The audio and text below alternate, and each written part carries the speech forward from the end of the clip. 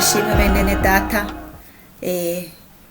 Uwiteka ahabwa icyubahiro yongeye kumbashisha kuri uyu munsi kugira ngo tubashe gukomeza tuganira ku byera byayo.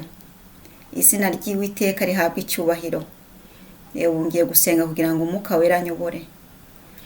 Mana ya Abrahamu, Mana ya Isaka, Mana ya Yakobo, ndakwinginze kugira ngo ube kumwe nanjye muri kano kanya kuva ntangira kugeza nsoza. Ndakwinginze Mwami kugira ngo ukomeze kumpugura, ukomeze kuduhugura kugira ngo tubashe gusobanukirwa ibyo wifuza kudusobanukirwa muri iki gitabo cyera. Mwuka Wera ndakwinginze kugira ngo uzubane nanjye muri kano kanya, ufate controle kugira ngo byose bibe mu gushaka kwawe. Ni mu izina rya Yesu Kristo w'i Nazareti mbigusabye Mwami, amen. God, I look to you. I won't be overwhelmed. Give me vision to see things like you do. God, I look to you. You where my help comes from. Give me wisdom. You know just what to do. And I will love you, Lord, my strength. And I will love you, Lord, my shield. And I will love you, Lord, my rock. Forever all my days I will love you, God. Amen. Turakomeza mu gitabo cy'itangiriro. Uno munsi turasoma mu itangiriro igice cya 6 kuva ku murongo wa mbere kugeza ku murongo wa 12. Umutwe w'amagambo uravuga uti: abantu bahinduka baba babi cyane. Abantu batangiye kugwira mu isi babyara abakobwa. Abana b'Imana bareba abakobwa b'abantu ari beza, barongoramo abo batoranyije bose. Uwiteka aravuga ati: umwuka wanjye ntazahora aruhanya n'abantu iteka ryose, kuko ari abantu b'umubiri. Nuko rero iminsi yabo izaba imyaka 120. Muri iyo minsi abantu barebare banini bari mu isi, no mu gihe cyo hanyuma abana b'Imana bamaze kurongora abakobwa b'abantu, babyarana nabo abana ari bo za ntwari za kera zari ibirangirire. Kandi Uwiteka abona yuko ingeso z'abantu zari mbi cyane mu isi, kandi ko kwibwira kose imitima yabo itekereza ari kubi gusa iteka ryose. Uwiteka yicuza yuko yaremye abantu mu isi, bimutera agahinda mu mutima. Uwiteka aravuga ati: nzarimbura abantu naremye, mbatsembe mu isi uhereye ku muntu n'inyamaswa n'amatungo n'ibikururuka n'inyoni n'ibisiga byo mu kirere, kuko nicujije yuko nabiremye. Ariko Nowa agirira umugisha k'Uwiteka. Uru nirwo rubyaro rwa Nowa. Nowa yari umukiranutsi, yatunganaga rwose mu gihe cye. Nowa yagendanaga n'Imana, kandi yabyaye abahungu 3, Shemu na Hamu na Yafeti. Kandi isi yari yononekaye mu maso y'Imana, yuzuye urugomo. Imana ireba isi, ibona yuko yononekaye, kuko abafite umubiri bose bari bononye ingeso zabo mu isi. Izina ry'Uwiteka rihabwa icyubahiro. Ubushize twabonye ukuntu Kayini yishe murumuna we Abeli. Kayini Imana iza kumuha ibihano, mbega abicyangare. Kayini rero yaragiye abyara abana benshi, ariko n'ababyeyi ba Kayini Imana yabahaye urundi rubyaro nyuma y'uko babuze Abeli, irabashumbusha. Ibyera biratubwira ko Imana yashumbushije Adamu na Eva umwana mwiza, umwana mwiza wasaga na se Adamu. Mbese Kayini yarabyaye n'ababyeyi be baza kubyara abana benshi, mbese isi iragwira, isi ikomeza kwaguka, abantu baba benshi benshi benshi. Ariko nk'uko tumaze kubisoma,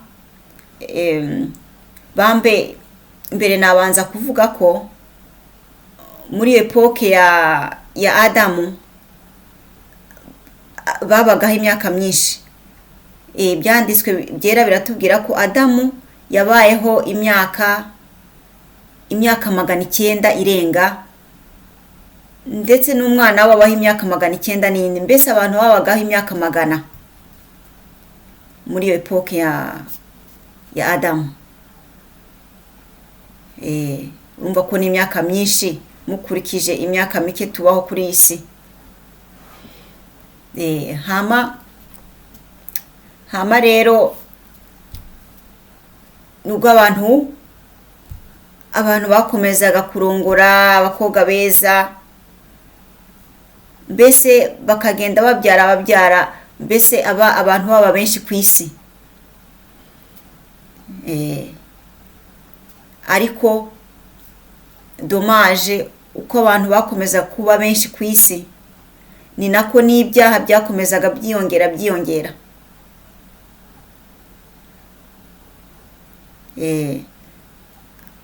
Mbese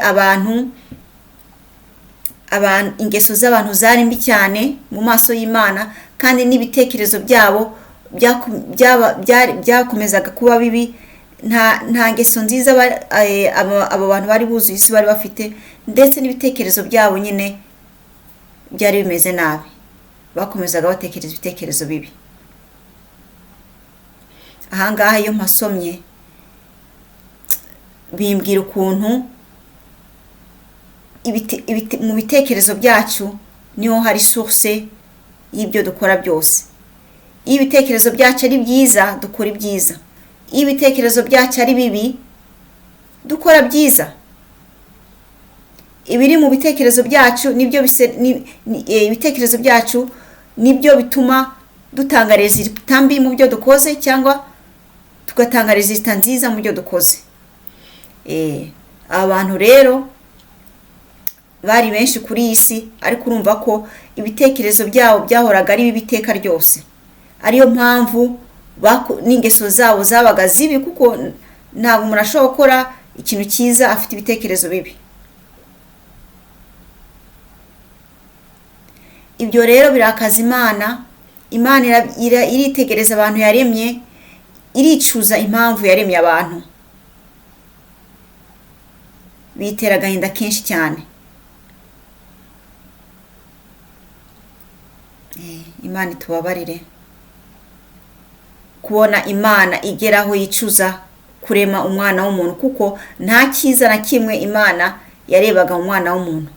Byari ibintu bibi gusa, kandi niyo myaka myinshi babagaho, murumva namwe Imana mbese yararambiwe. Umwuka w'Imana wararambiwe. Imana ibirebye ityo iravuga ati, abantu babagaho imyaka 900 magana ngahe, ngomba kubakatira imyaka yo kubaho. Idesida yuko ikiremwa muntu kizajya kibaho imyaka itarenze 120. Urumva kuva mu myaka hafi 1900 na ukamanuka ku myaka 120 maximum. Urumva Imana yari yananiwe cyane. Ntabwo ingeso z'umwana w'umuntu zanezerezaga Imana. Ariyo mpamvu nta n'impamvu yabonaga abantu baramba kuri iyi si, bakomeza baba kuri iyi si imyaka myinshi, ko nta kintu cyiza bakoraga.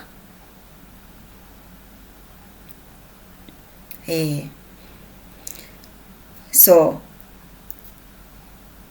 Imana idufashe kuko mu buzima bwacu Imana yaturemye kugira ngo dukore ibyiza bishimisha. Ntabwo yaturemye kugira ngo tuyitere agahinda gatuma yicuza n'icyo yaturemeye. Kandi muri epoke nyine biratubwira ko ibyanditswe byera biratubwira ko abantu bari ibihangange, abantu babagaho muri epoke bari abantu b'amajeya, abantu b'ibihangange bakomeye, bari beza nyine b'ibihangange, mbese zari intwari. ntago bari bafite ishusho nk'iy'abantu nk'uko dutuye kuri iyi si tubibona. Ntago bari abantu ubona ko mbese bari bafite ishusho speciale, ari amajeya, mbese ari abantu b'ibihangange nyine. Ariko uko Imana yagabanyije imyaka y'umwana w'umuntu, ni nako n'ishusho y'abana b'abantu yakomeza igabanuka. Abantu nyine ntibakomeza kuba abajeya n'ibihangange nka kera. Imana yagabanyije byinshi. Hanyuma ariko Imana ibirebye gutya iravuga ati, imaze kwicuza icyatumye yaremye umuntu, iravuga ati ifata decision yuko igomba kwica buri kiremwa cyose, buri kintu cyose guhumeka, ari abantu, ari bitungwa byose, ibikoko, mbese byose ikamaraho, kuko nta kamaro yabonaga bimaze, atari uko gusa byakomeza gutera agahinda Imana. Ariko Imana ishimwe ko mu bantu bose yarebaga, muri abo bantu bose bari bafite ingeso mbi, yararebye ibonamo umuntu umwe gusa, umwe wakiranukaga witwaga Nowa. Niwe muntu umwe gusa Imana yabonye ari muzima mu bantu benshi bari bamaze gutura isi. Nowa ibyanditswe byayo biratubwira ko yari umukiranutsi kandi yagiriyeho umugisha. Mbese yari umuntu w'imigisha. Imana yarebye ikabona niwe muzima kandi yagendanaga n'Imana. Kubw'ubwo rero niwe muntu Imana yabonye ko igomba gukorana nawe, kuko iyo turi babi ntabwo Imana ishobora gukorana natwe. Ntabwo dushobora kuboneraho Imana imigisha. Nta kintu na kimwe cyo ku Mana dushobora kubona. Ariko Nowa kubera gukiranuka kwe byatumye Imana yifuza kugendana nawe, byatumye Imana yifuza gukorana nawe. Umva ni privilege zikomeye. Iyo ni privilege ikomeye. Natwe rero muri iki gihe tugezemo, nta kintu na kimwe cyatuma Imana yifuza kugendana natwe. Ntago Imana yatubonamo bakiranutsi kandi tutari bo. Nituba bakiranutsi tukubaho Uwiteka Imana yaturemye, Imana izagendana natwe. Ariko nitugira ingeso mbi n'ibitekerezo bibi, ibyo byose bituganisha muri izo ngeso mbi nyine, Imana nyine izicuza ko yaturemye, izicuza impamvu yaturemye, ndetse iturimbure. Nuko bimeze. Imana ya kera n'ubu nta gihindukira cyari ya none. Iyo abantu dukomeza kwinangira imitima, iyo abantu dukomeza kutumva icyo Imana itubwira, tugakomeza kwinangira imitima, tugakomeza gukora icyo twishakiye, nk'aho muri iki gihe muri icyo gihe cya Nowa, Imana ihita yicuza impamvu yaturemye kandi ikadukuraho ikaturimbura. Ni ukuri Uwiteka adufashe cyane, adushoboze kumva iki dushakaho, adushoboze kumva ko yaturemeye gukiranuka, yaturemeye kugira ingeso nziza, yaturemeye gusa n'umwana wayo Yesu Kristo. Twebwe tugira n'amahirwe muri icyo gihe cya Nowa nta Yesu yari bwaze, ariko twebwe Imana mbese amayira yari atunganyije, amayira yatengeneje. Mbere nakubwira ko twaje mu isi ishashe neza, nka kumwe umwana ushobora kubona umwana ari famiye nziza, ukabona umugore ni mwiza, ukabona umugabo ni mwiza, ukabona mbese ni couple nziza yubaha Imana, mbese ari abantu bien ordonné, kandi Imana yabaha imigisha yo kubyara. Nibwo abantu batangira kuvuga ati kabisa uriya mwana avutse ahashashe. Niko twayivuga ko umwana uvukiye muri famiye nziza ya Gikristo yubaha Imana ni umwana uvuka ahashashe. Natwe rero nuko tumeze muri iki gihe cya none. Mbese twavutse muri epoke Imana yaradusashiye byose. Imana yaradutunganyije amayira. Yesu Kristo yaje muri isi nkuko ibyera bitubwira. Yesu Kristo atwereka inzira tugomba kunyuramo. Mbese twaje hashashe, ariko ni twebwe bo ku decida icyo dushaka gukora.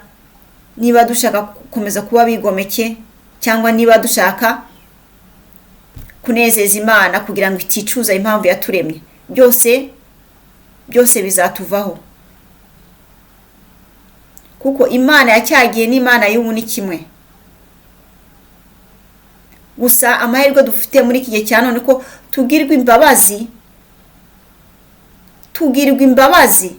iyo twemeye Yesu Kristo nk'umwami wacu n'umukiza wacu. Tugirirwa imbabazi kubw'amaraso ya Yesu Kristo yatuvishirije ku musaraba. Ariko iyo tutemeye mukiza wacu Yesu Kristo, iyo tutamwemeye, ntitumwemere n'ibyo yasize atubwiye ngo dukore, ntitubyemere, urumva Imana yabuzwa n'iki no kwicuza ko yaturemye. Iricuza ko yaturemye kuko nyine iyo turi kure ya Yesu nta kindi ingeso mbi zidutahamo, ibitekerezo byose bibi biba biri kuri twebwe. Nta cyiza gihari aho turi kure ya Yesu Kristo. Nta cyiza gihari kuko Yesu Kristo niwe cyitegererezo cyacu, niwe isoko y'ibyiza byose.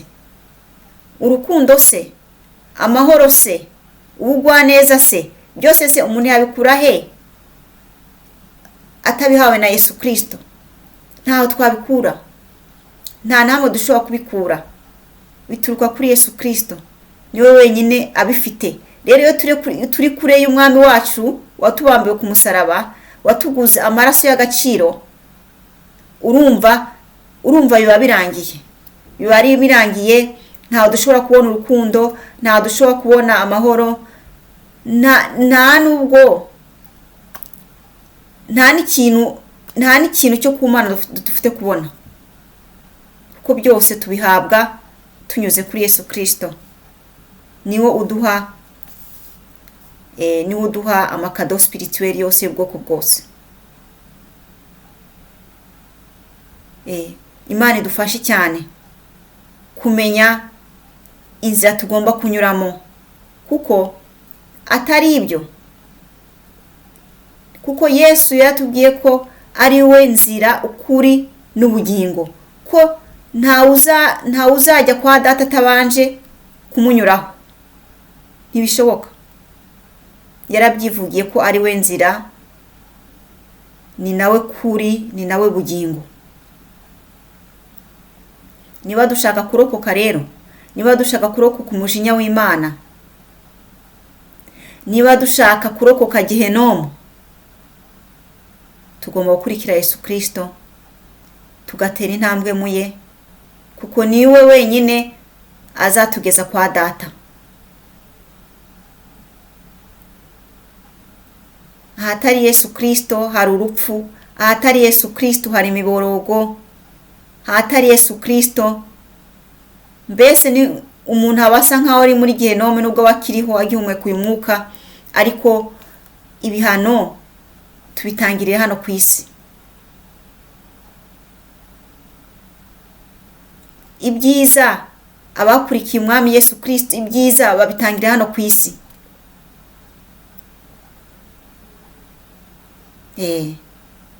Uwiteka adufashe cyane, adufashe kugira ngo dukomeze kwiyeza. Imana irifuza ko twiyeza tukava mu byaha, ko gukomeza tubikandagiramo, ibyo bizatuganisha gehenomu kandi bituganishe kure y'Imana, kandi n'agahinda kenshi cyane. Kumuvuga ngo agahinda kasaze, ako ni agahinda kasaze, kuba kure y'Imana, kuba mu mwijima. Ahatari Imana haba hari umwijima. Umucyo w'Imana, umucyo wayo ari we Saint Esprit, Mwuka Wera, niwo utuma tugira ubuzima muri twebwe. Iyo udafite umucyo wa Saint Esprit, tuba twarapfuye duhagaze, tuba tugenda ariko twarapfuye duhagaze. Nuko bimeze. Uwiteka adufashe kugira ngo twitondere ibyo atubwira, twitondere ibyo inyandiko zera zitubwira, kuko izaturimbura nidukomeza kwinangira amatwi. Izaturimbura nta kabuza. Twicisha bugufi, dukomeze tugenda n'Imana twicisha bugufiya kandi twigamburukira, hanyuma ibindi byose izabidufashamo. Yo irashaka kureba ubushake bwacu, irashaka kureba ko dushaka gukira. Erega nta murwayi ukira atavuze indwara ye, nta murwayi ukira atatabaje ngo abone ubufasha. Umurwayi arwara akagenda kwa muganga akivugira ati ndarwaye, ndababara mu mugongo, ndababara mu nda, meze ntya, aba yitabarije ubufasha. Natwe twitabarize ubufasha kuri Yesu Kristo, adukize uburwayi bwo mu mwuka turwaye, kuko turabarwaye bo mu mwuka. Imana idutabare dukize uburwayi bwo mu mwuka turwaye, kugira ngo izabashe kutwishimira, kugira ngo izabashe kugendana natwe nk'uko yagendanye na Nowa, nk'uko yakoranye na Nowa, natwe nuko izabigenza.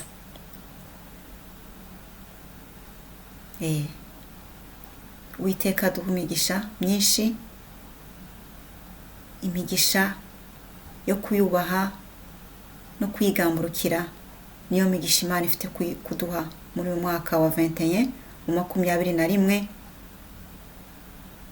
Mbese mbifurije imigisha y'ubwoko bwose y'umwami wacu Yesu Kristo, imigisha yo kugendana n'umwami wacu Yesu Kristo muri uyu mwaka wa 2021, imigisha yo gukiranuka, imigisha yo kwezwa, imigisha yo guca bugufi. Ibyo ngibyo nibyo mbifurije muri uyu mwaka. Umwami Yesu Kristo aduhane iyo migisha. Amen, amen.